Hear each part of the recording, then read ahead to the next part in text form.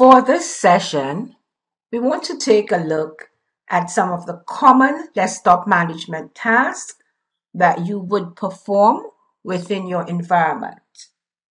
We're going to be looking at creating the user, adding the user to a group, removing the user from a group, viewing network adapter settings in Device Manager, viewing storage and drives, adding a local printer, changing display settings, and changing date and time. We want to begin with creating a user. We're going to go down to the taskbar, right-click on the Start menu, and click Control Panel. We want to change our category view here to large icons. So we're going to click on large icons and we're going to select administrative tools. Within administrative tools, we want to select computer management.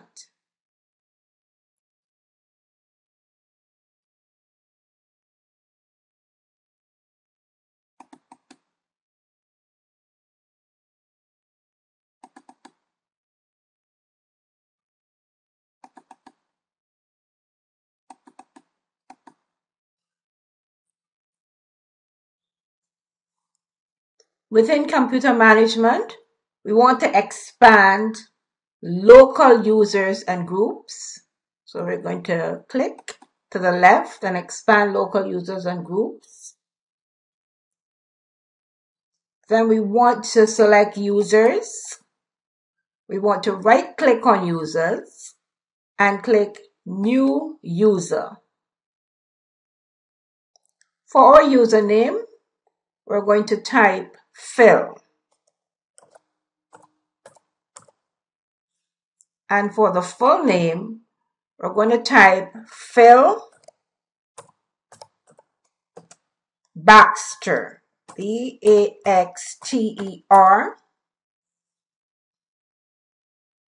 And for the description, we're going to type Finance Department.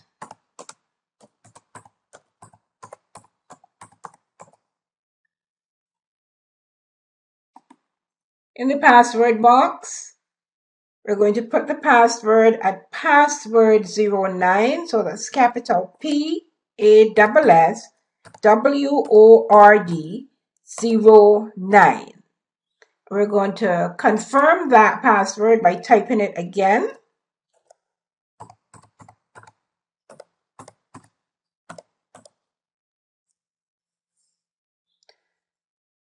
We want to deselect user must change password at next logon. We use that option if we want the user to enter their own password.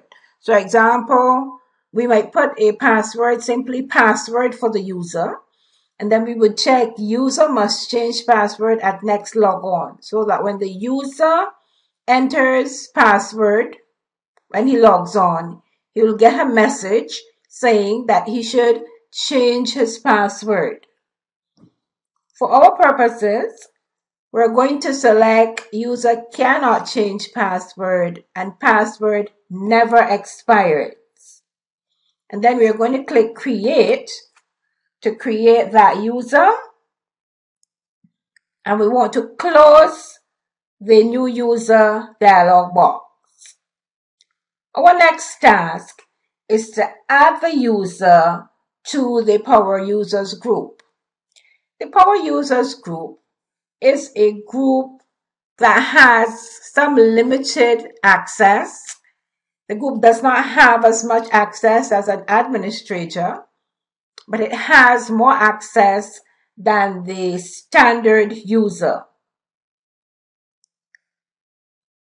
We can see that we have the users here already because we're in the users container. If you were not in the users container, and let's bring that back up to local users and computers. You would expand local users again. And what we want to do is to find that user. So if I open up users again and I find Phil, I want to right click on Phil's name and then I want to click on properties. In Phil's property box, I want to click on member of. And we can see that Phil is already a member of the users group, but we want to add him to the Power Users group. So we want to click on add. And let's say that you could not remember the name of the group. If you remembered it, you could simply type Power Users group right here where it says enter the object name. But let's say you didn't remember. What you could do is click on advanced, click on find now, and then you want to scroll down until you find the Power Users group. Here it is, and you would click Power Users. Once you have selected Power Users, you want to click on OK. OK a second time, and we can see here now that Phil is a member of the Power Users group.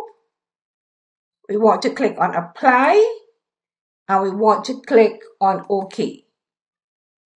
And we can double check that Phil is a member of that Powers group by right-clicking on Phil's name again, clicking on properties, clicking on member of, and we can see again that he is now a member of that group. What we want to look at now, another task, is removing the user from the group. So we're going to actually go into groups by clicking here on groups. We're going to find the Power Users group. Here is the Power Users group. And I am going to right click on the Power Users group and click on properties.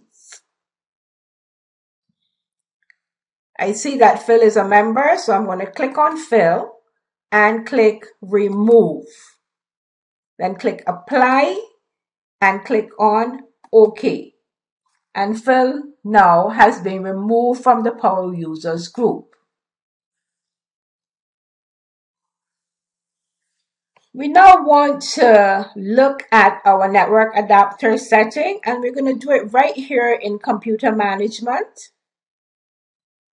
So what we want to do is we want to expand network adapters under device management.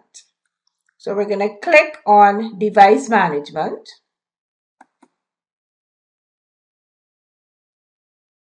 And over in the middle pane, we can see the devices listed. We're going to look for network adapters, and we want to expand network adapters. And we see we have one network adapter here. And we want to explore that network adapter to see the settings on the network adapter. So you want to right click on that network adapter. And here you can see you can update your driver. You can disable the driver. You can uninstall. Or you could scan for hardware changes. We're going to click on properties. And from properties, we can see that we're on the general tab here. It shows us the status of the network adapter. We click on driver. And from the driver tab, you can see our driver details. You can see also that you can update the driver, you can disable the driver, or you can uninstall the driver. Let's cancel that box. Next thing we want to look at is storage and drives. And we're still within computer management. So we want to click on disk management to see our storage and our drives. Takes a second to come up. There it is. And here we see at the bottom of the screen, we can see the disk that we have in our system. We have one disk. This starts at disk 0. If you had another disk, it would be disk 1. Another disk, it would be disk 2. And we see here that we have a basic disk. We see the size of the disk, and we see that the disk is online. We can also see the partitions in the disk and also the size here of the disk, and that is formatted with NTFS file system. Both disks are healthy. So we have a system disk here and we have a boot disk.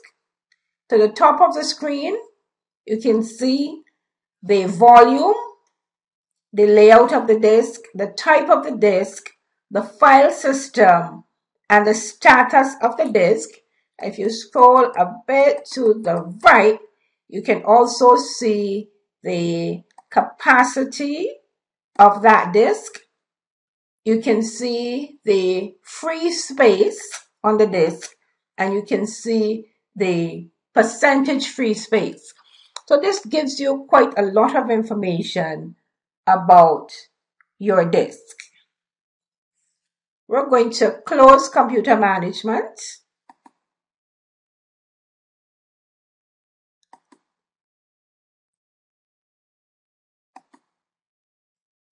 Close all our dialog boxes here. And we want to look at adding a local printer. We're going to go back into Control Panel class. And again, to do that, you right click and you click on Control Panel. Now, there's more than one way to access Control Panel. We're going to select devices and printers because that's what we want to look at, adding a printer. And we want to click here on Add a Printer.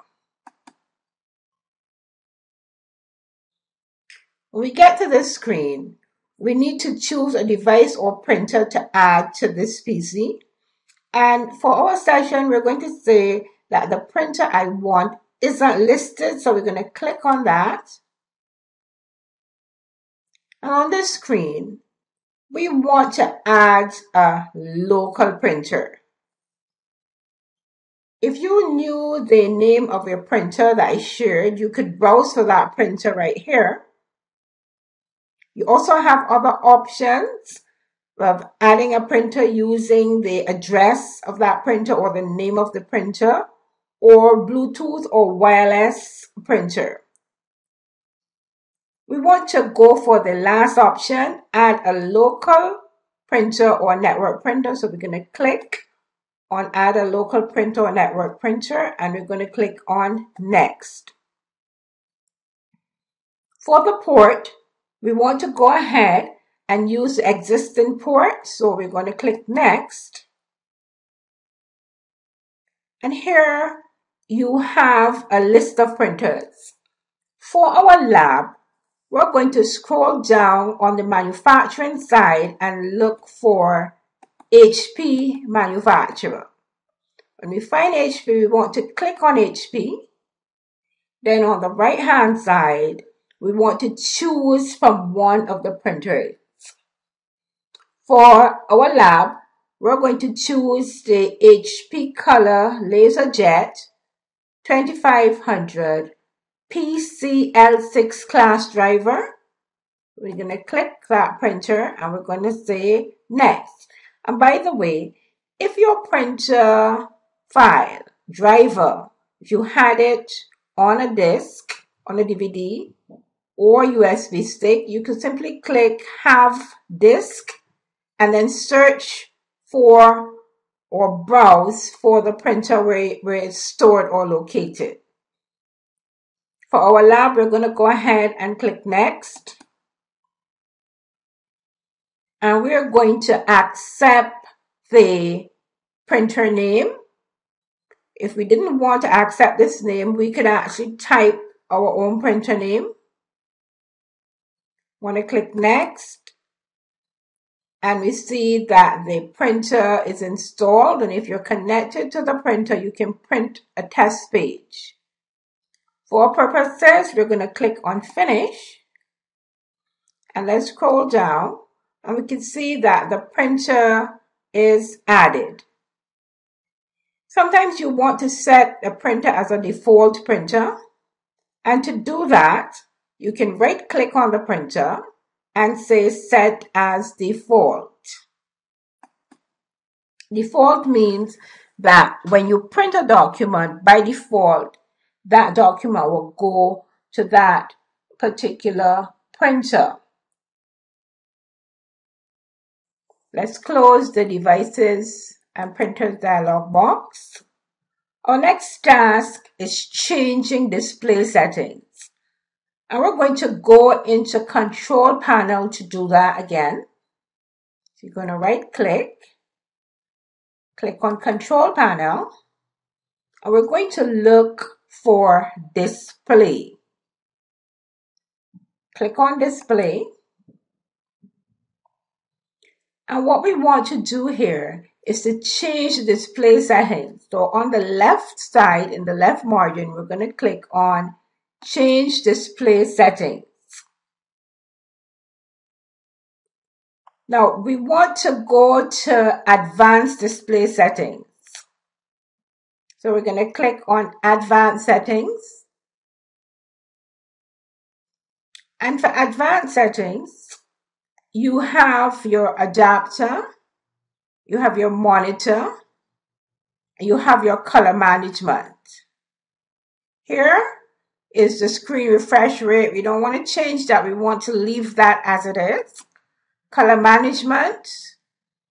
It's not recommended to adjust the color management. And this is your adapter setting. It lists all the adapter information for your display settings. Your display would be your monitor. You want to cancel that box. On the screen, you have your resolution. Let's say we wanted to change the resolution. You click the down arrow, and here let's say I want to change my resolution to 1920 by 1080. I would simply slide to that setting.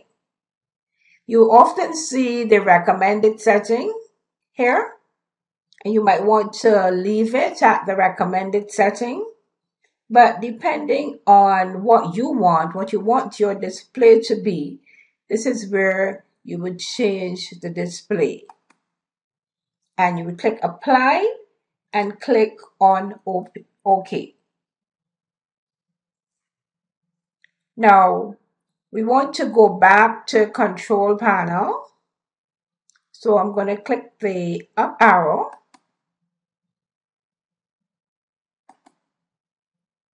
Twice, which will take me back to Control Panel.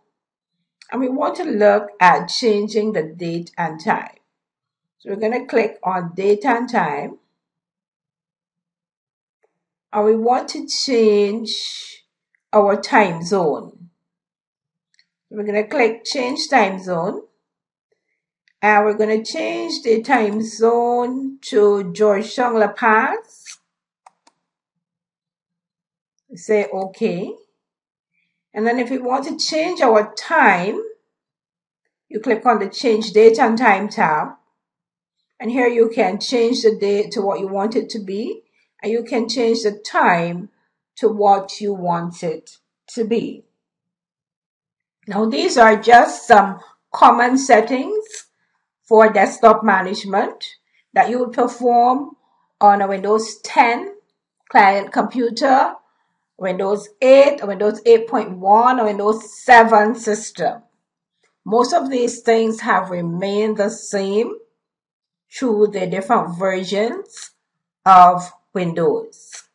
Now I'm going to close our time and date dialog box, cancel the control panel.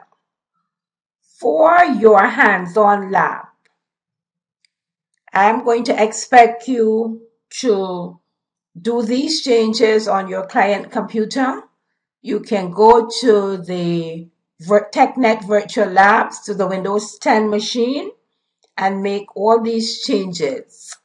In your lab instructions, I will tell you the machine, the TechNet virtual machine that I want you to use to do this particular lab. This is the end of the lab session, and I want to thank you for listening.